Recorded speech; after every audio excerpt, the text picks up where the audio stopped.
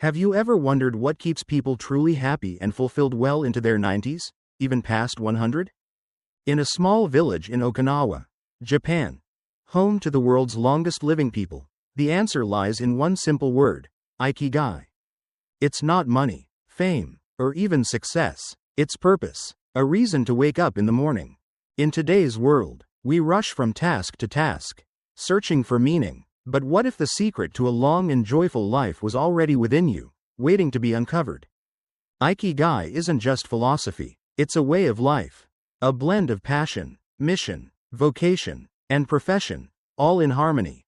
In this video, we'll explore the powerful insights from Ikigai, the Japanese secret to a long and happy life by Hector Garcia and Francis Morales. From the daily rituals of centenarians to timeless lessons on flow, mindfulness, and resilience. Whether you're chasing success or simply searching for direction, this book offers something timeless and deeply human. Stick around. In just a few minutes, you might rediscover the reason you wake up in the morning. Chapter 1. The Art of Staying Young While Growing Old. In a quiet corner of Japan, nestled in the Okinawa prefecture, lies a village called Ogimi.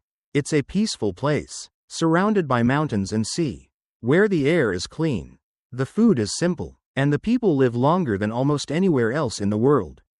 This village is home to some of the world's most extraordinary centenarians, men and women who are well into their 90s and 100s. Yet full of energy, clarity, and joy. In Ikigai, the Japanese secret to a long and happy life, authors Hector Garcia and Francis Morales begin their journey here, not to study medicine, but to explore something deeper: the human spirit and the purpose that fuels it. They wanted to know why so many people in Ogimi live such long and fulfilling lives. What they discovered wasn't a magic pill or a breakthrough technology. It was something far simpler, a way of life built around connection, movement, joy, and purpose. In short, they found Ikigai. Chapter 1 of Ikigai introduces this idea by challenging the common mindset around aging. In many cultures, growing old is seen as decline, a slow fading of physical and mental strength. But in Ogimi, aging is embraced. It's seen as a natural and even beautiful stage of life. The elderly aren't hidden or isolated. They are active, respected, and still very much involved in their communities. One of the key takeaways from this chapter is that staying young doesn't mean looking young. It means feeling alive, mentally, emotionally, and physically. The villagers of Ogimi don't retire in the traditional sense. They may stop working full-time jobs, but they continue to do what they love. Whether it's farming, cooking, crafting, or teaching, they wake up each day with a reason to move, to engage, to contribute. They also live by simple but powerful habits. They eat mindfully, stopping when they're 80% full, following the Confucian teaching known as Hara Hachi Bu. They surround themselves with strong social networks, participating in local groups and spending time with friends daily. They move naturally, not with formal exercise, but through gardening, walking, and daily chores. And they maintain a positive attitude, staying curious, smiling often, and facing challenges with calm resilience. This chapter gently reminds us that a long life isn't just about adding years. It's about adding life to those years. The true art of staying young while growing old lies in how we live each day, with intention, with joy, and with something to live for. And that something is Ikigai, your reason for waking up in the morning. In the chapters that follow, the book dives deeper into how each of us can discover our own Ikigai and build a lifestyle that supports it. But it all starts here, with a shift in mindset. Aging isn't the end. It's the continuation of a meaningful life. Chapter 2. Little things that add up to a long and happy life. We often search for happiness in big moments: the perfect job, the dream home, the once-in-a-lifetime trip. But in Okinawa, the secret to a joyful and meaningful life is found not in the extraordinary, but in the ordinary. This is the focus of Chapter 2 in Ikigai, the little things that, over time, add up to a long and happy life. The people of Ogimi, and others who live well into their hundreds, don't chase happiness. Instead, they cultivate it daily through small, consistent actions. They have routines, rituals, and simple pleasures that give structure and meaning to their lives. And more importantly, they savor those moments. Whether it's sipping green tea in the morning, tending to a small garden, or sharing a laugh with a neighbor, these tiny acts are full of presence. They slow down time. They bring awareness to the here and now. And over the years, they build a life that feels full, even in its quietest hours. One major theme in this chapter is mindfulness, being present, even in routine activities. In modern life, we often multitask and rush, which leads to stress and dissatisfaction. But the people of Okinawa show us another way. Do one thing at a time. Do it with care, and find joy in the process. This approach applies not only to work, but to eating, walking, cleaning, and even conversation. Another key element is connection. Loneliness is a growing issue in many parts of the world, especially as people age. But in Okinawa, strong community ties are woven into everyday life. People take care of one another, gather regularly, and stay involved. The Japanese concept of moai, a group of lifelong friends who support each other, plays a vital role in this emotional well-being. It's not just about having people around, it's about having a sense of belonging. The chapter also highlights the value of optimism. Many of the centenarians the authors met had lived through wars, loss, and hardship, yet they smiled easily and spoke with gratitude. Instead of focusing on what they lacked, they appreciated what they had. This quiet contentment, practiced daily, becomes a powerful foundation for resilience and joy. So, what's the lesson here? A meaningful life isn't built overnight. It's shaped slowly, through tiny decisions and gentle habits. Drinking tea in silence, saying hello to a neighbor, taking a walk after dinner. These may seem small, but over time, they create a life that's rich with meaning and peace. Chapter 2 reminds us that happiness doesn't have to be chased. It can be invited, gently, by the way we live each ordinary day. In the next chapter, we'll explore how finding meaning in life, even during difficult times, can transform your outlook completely. Chapter 3. From logotherapy to Ikigai. At some point in life, we all ask ourselves the big question, why am I here? Chapter 3 of Ikigai dives deep into this question by exploring two powerful concepts, logotherapy and Ikigai, and how they guide us toward meaning. Even in life's darkest moments, the authors begin by introducing Viktor Frankl, an Austrian psychiatrist and Holocaust survivor. Frankl created a form of therapy called logotherapy, based on one central belief. Life is never made unbearable by circumstances, but only by lack of meaning and purpose. During his time in Nazi concentration camps, Frankl observed something remarkable. Those who survived weren't necessarily the strongest, they were the ones who had something to live for. A dream, a goal, a loved one. Even in the face of unimaginable suffering, meaning gave them strength. Logotherapy teaches that we don't need to be free from pain to live a full life, we need a purpose. And this ties directly into the Japanese idea of Ikigai. While logotherapy is a psychological method, Ikigai is a cultural philosophy, but both point to the same truth. A person who has a why can endure almost any how. Ikigai, unlike fleeting happiness or short-term pleasure, is about lasting meaning. It's the reason you get out of bed in the morning. It may come from your work, your family, a creative passion, or even caring for your community. The important thing is that it's personal, unique to you. This chapter invites us to reflect on the difference between pleasure and purpose. Many people chase comfort, entertainment, or success, thinking it will make them happy, but without a deeper reason for living. These things often feel empty. Frankl observed that when people feel a lack of purpose, they become anxious, depressed, or restless, even if their life looks good on the outside. So how do we find meaning? Logotherapy offers three paths. By creating something, a project, art, a business, or any form of contribution. By experiencing something, love, nature, beauty, or deep connection with others. By the attitude we take, even when suffering is unavoidable, we can choose how we respond. Ikigai adds another layer. It encourages us to align what we love, what we're good at, what the world needs, and what we can be paid for. When these four elements overlap, we find our unique reason for being. Chapter 3 is both philosophical and practical. It reminds us that a meaningful life doesn't just happen, it's discovered.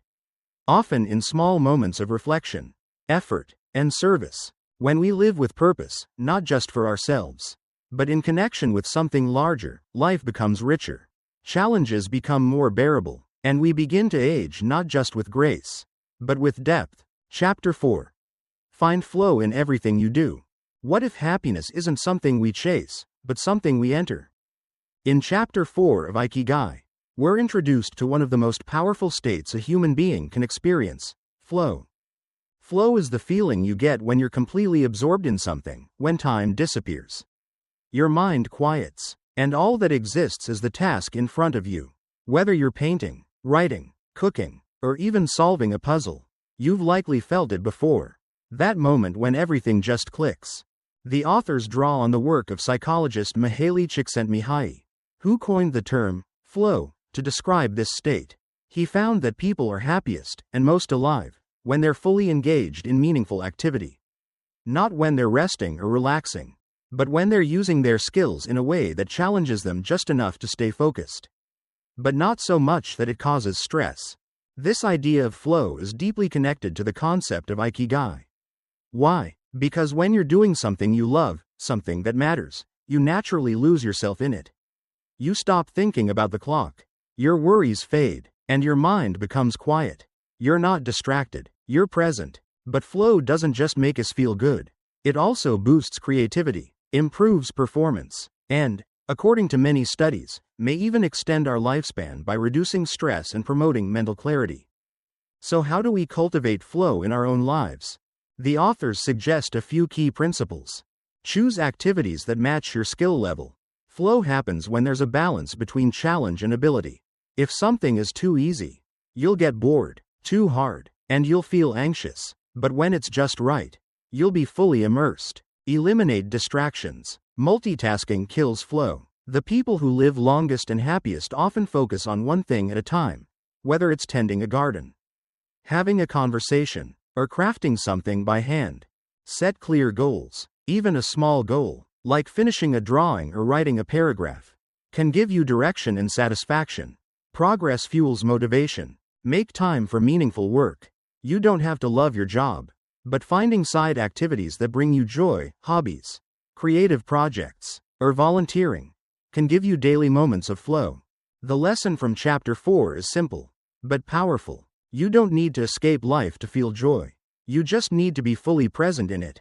When we make space for flow each day, we bring purpose into ordinary moments, and that's a major part of what makes life feel worth living. Chapter 5. Masters of Longevity. What does it take to live past 100, not just in years, but in vitality, clarity, and joy? In Chapter 5 of Ikigai, the authors return to Okinawa to meet the people who are living proof that a long and meaningful life isn't just possible, it's natural when rooted in purpose and community. These centenarians are not confined to rocking chairs or hospitals. They are out in their gardens, laughing with neighbors, making crafts, cooking meals, and enjoying each day with remarkable energy. They've become known as the masters of longevity. But what's their secret? The authors sat down with dozens of men and women over the age of 100 to find out. Their lives share common threads, not just in what they eat or how they move, but in how they think, feel, and connect. First, they have strong social ties. Every person interviewed had close friends, regular community involvement, and a sense of belonging. Whether it's sharing tea or singing together, these daily connections keep the heart and mind alive. Second, they never truly retire. While they may no longer work traditional jobs, they continue to contribute, growing vegetables, teaching younger generations, or practicing traditional crafts. Their days have structure and purpose. They wake up with something to do and someone to do it for. Third, they move gently but consistently.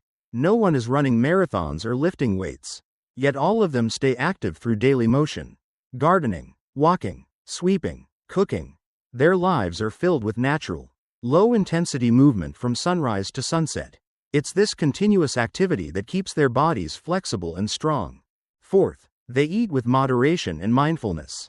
Meals are simple: vegetables, tofu, seaweed, sweet potatoes, and rice, and always fresh. Most follow the 80% rule, or hara hachi bu, stopping before they are completely full. It's a small habit that prevents overeating and supports long-term health. But perhaps most striking of all is their attitude. These centenarians are lighthearted, optimistic, and grateful. They laugh easily. They speak warmly. They have endured hardship, yet they carry no bitterness.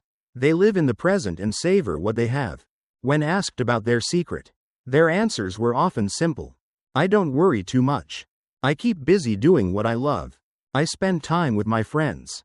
I smile every day. Chapter 5 shows us that longevity isn't about avoiding death, it's about embracing life.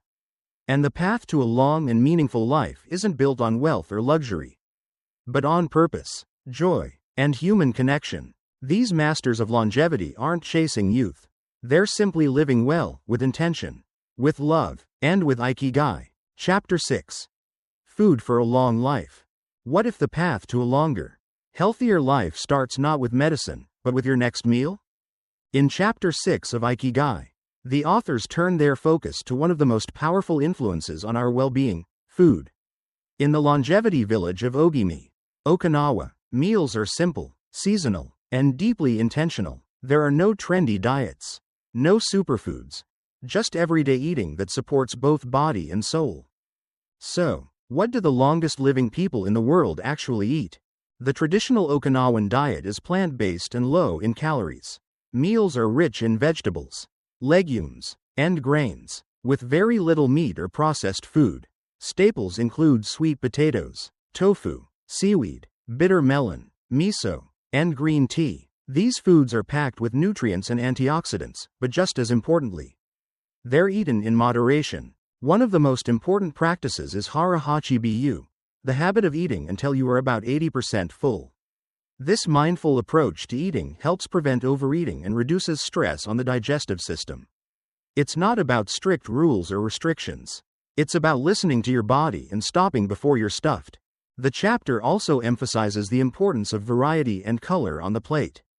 A typical meal in Okinawa might include 5 or more different vegetables, each prepared simply, steamed, stir-fried, or in soup. By eating a wide range of natural foods, these communities ensure they're getting a balanced intake of vitamins and minerals, without relying on supplements. Another secret? Fermented foods, miso, pickled vegetables, and natto are common in the Okinawan diet.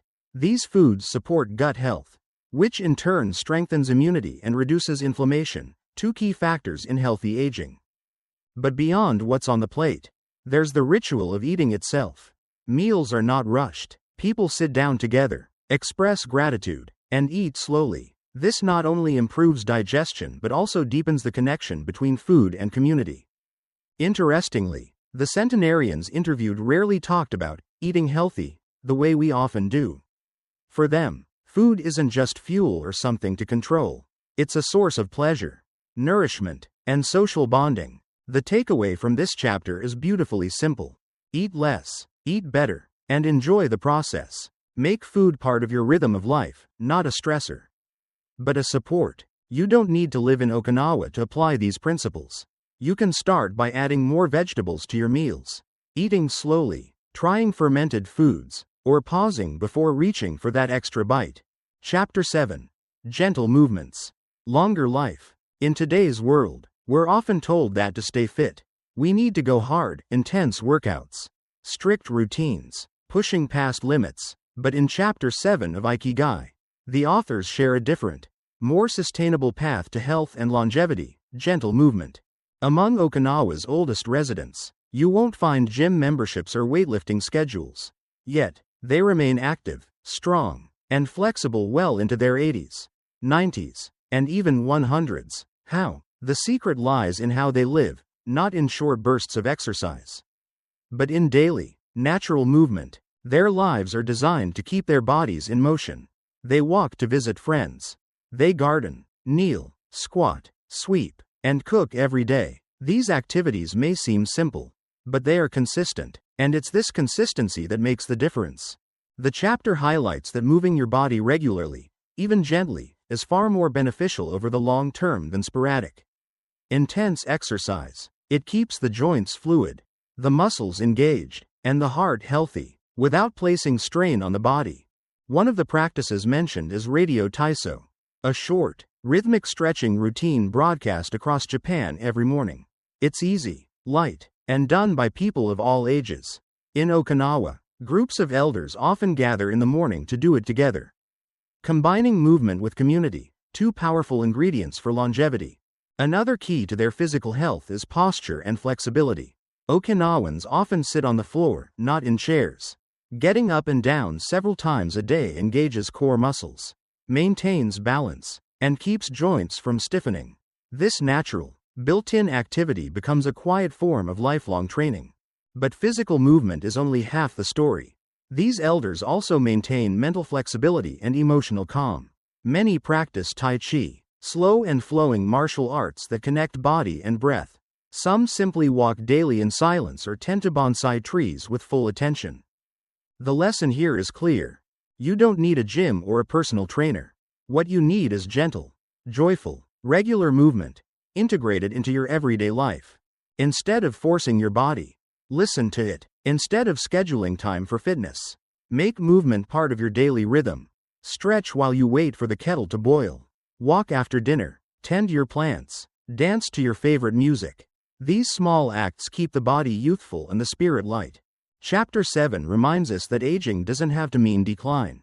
It can mean strength, balance, and quiet energy if we keep moving with grace and intention. Chapter 8. The power of resilience and a positive mindset. The authors focus on an often overlooked but crucial component of longevity, resilience. It's not just about avoiding obstacles, but about how we respond to them. The people of Okinawa have lived through wars, natural disasters, and personal losses, yet they continue to smile, stay positive, and live with purpose. So, what makes their mindset so resilient? First, the people of Okinawa have an extraordinary ability to accept challenges as a natural part of life. They don't view hardship as something to be avoided or feared, but as something that comes and goes. This mindset allows them to face difficulty without letting it break their spirit. In fact, many centenarians believe that facing adversity is one of the things that has kept them alive. The struggles of life, whether physical, emotional, or financial, are simply another part of the journey. The Okinawans' resilience is rooted in acceptance and perspective. They understand that everything is temporary, the good times and the bad. By focusing on the present moment, they don't dwell on the past or worry excessively about the future. This balance between acceptance and mindfulness allows them to move through hardships with more grace and ease. A key concept that ties into this is the idea of Ikigai itself. Having a sense of purpose, something to live for, something that brings meaning to everyday life, creates a foundation of stability when life gets tough. Even when things are difficult, the Okinawans find joy and strength in their Ikigai. This could be a lifelong passion, a love for family, or the act of contributing to the community.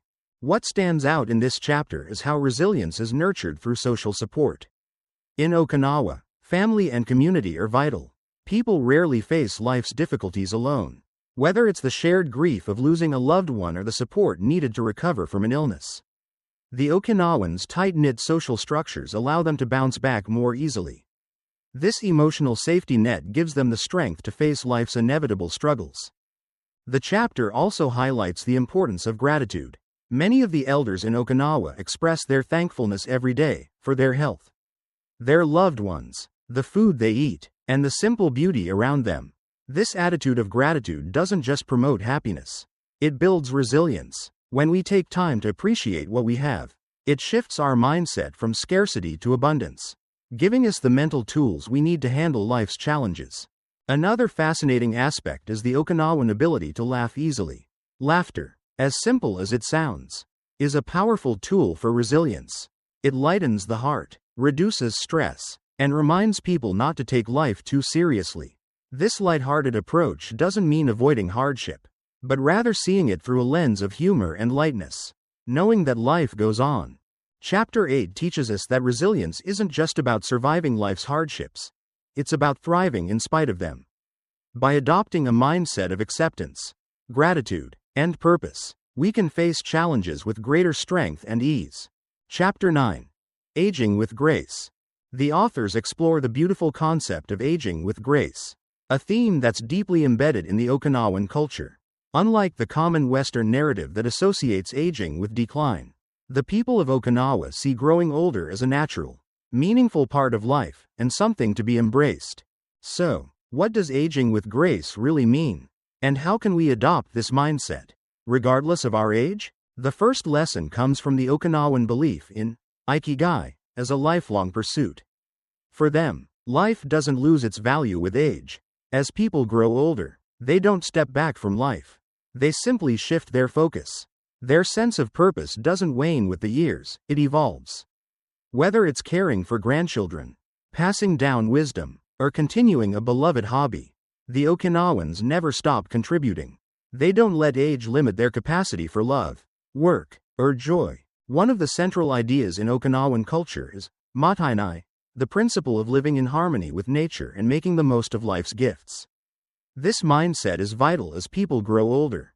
It encourages a sense of gratitude for each day and a desire to live fully. Regardless of how many years have passed, aging is not seen as a loss, but rather as an opportunity to deepen one's connection to the world and those around them. An important aspect of aging gracefully is maintaining strong social connections.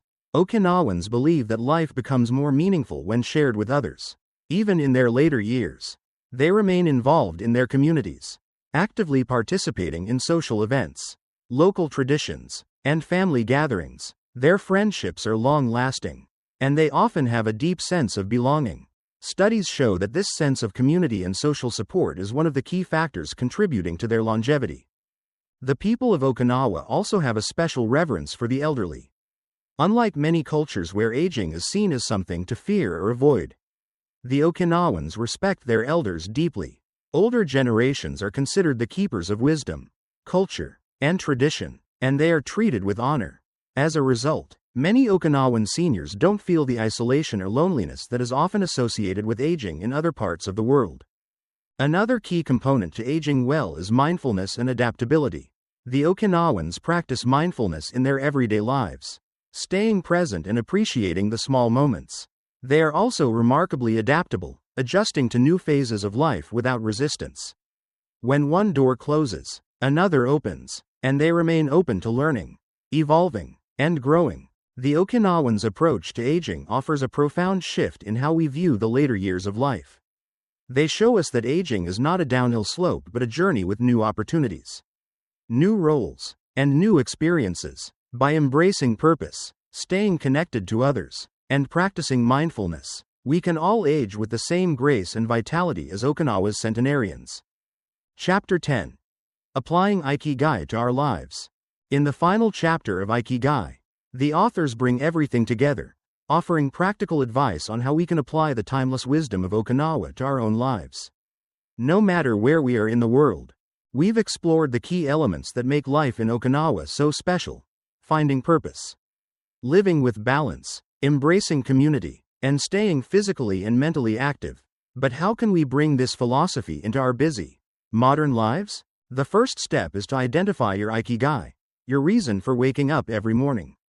In Okinawa, this sense of purpose is the core of longevity. It doesn't need to be a grand cause, but something that drives you. This could be a passion for a hobby, a commitment to family, or a deep desire to contribute to your community. Whatever it is, it needs to be something that brings you joy, gives you a sense of meaning, and adds value to the world around you. The next step is to embrace simplicity.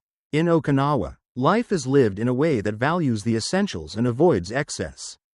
It's not about having more, it's about appreciating what you have. By decluttering your life, whether it's physical possessions, mental distractions, or social commitments, you can create space for the things that truly matter. This includes prioritizing quality time with loved ones, practicing mindfulness, and savoring small pleasures. Another key concept is balance. Okinawans live balanced lives by blending work, leisure, and family time. Their lives are rich with meaningful activity, yet they make space for rest, reflection, and relaxation. This balanced approach not only promotes mental and physical well-being but also helps to reduce stress and prevent burnout. Take time each day to check in with yourself. Ensure you're giving attention to both your responsibilities and your passions. And find time to rest. Movement is also an essential part of the Okinawan way of life, as we saw earlier, but this doesn't mean you need to start a rigorous workout routine. Instead, consider ways to integrate gentle, consistent movement into your daily activities. Whether it's walking, gardening, yoga, or even light stretching, keeping your body in motion in a way that feels natural and joyful is key to maintaining long-term health and vitality. The chapter also emphasizes the importance of community and connection. Humans are social creatures, and we thrive when we feel connected to others. In Okinawa, community is not something that's added to life, it's woven into the fabric of every day. Whether it's family, friends, or neighbors, fostering meaningful relationships provides emotional support, reduces stress, and strengthens our sense of belonging. Seek out social connections that nourish you, and make the time to nurture them. Finally, gratitude and mindfulness are powerful practices for cultivating a positive and resilient mindset. Taking time each day to reflect on what you're thankful for, whether it's a warm cup of tea, a supportive friend, or a beautiful sunset, can shift your perspective. This simple practice helps us stay present, appreciate the small things, and embrace life with a sense of joy. And that's a wrap on our deep dive into Ikigai. We've explored how finding purpose, living simply, staying active, and nurturing relationships can help us live longer, healthier, and more meaningful lives, just like the people of Okinawa. So, what's your Ikigai? What can you do today to start living with more intention and purpose? Remember, it's the small, everyday choices that add up to a fulfilling life. If you found this video inspiring, don't forget to like and subscribe to the channel so you never miss another book summary packed with wisdom and life-changing insights. And if you have any thoughts or want to share how you're applying the principles of Ikigai in your life, leave a comment below. I'd love to hear from you. Thanks for watching, and as always, take care of yourself and stay inspired.